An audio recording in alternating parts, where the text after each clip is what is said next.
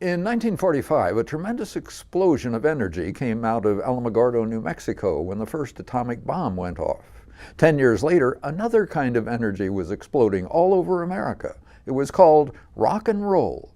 Some explosions were here in St. Louis, thanks to Chuck Berry.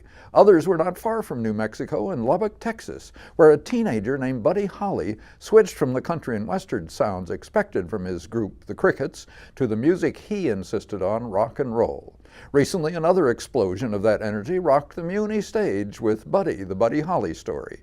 It's a jukebox musical, one of the earliest and one of the least sophisticated. Book writer Alan James has simply strung an evening of Holly's hits on the story of his life, that brief part of it between 1956 and 1959. The scenes and the dialogue are credible enough, from Holly's start on a Lubbock country radio station, through his struggles to sell his sound to record producers, to his successes and his end. A surprising visit to Harlem's Apollo Theater makes a big first-act finale, and that last night at Clear Lake, Iowa, with the Big Bopper and Ritchie Valens makes the biggest explosion of all, until it suddenly ends, and the music doesn't die, it raves on.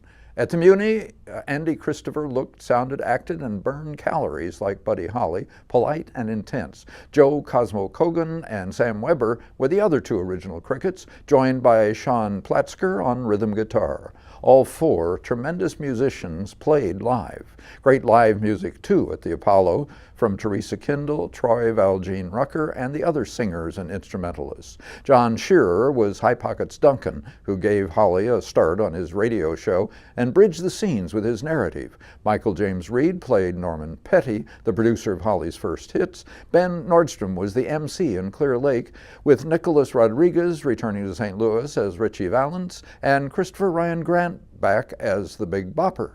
Sharon Sayegh played the record company receptionist, Buddy Married. Marcia Milgram Dodge's direction kept the music front and center on Robert Mark Morgan's set. Josh Walden's choreography made the most of the dance moves of 50s teens. Tracy Christensen did the period costumes, Nathan W. Scheuer the lighting, John Shivers and David Partridge the sound, Matthew Young the video, John Metzger the wigs, and Michael Horsley was the musical director. A gift to the world of another burst of American energy. Absolutely. Let's hear some of it.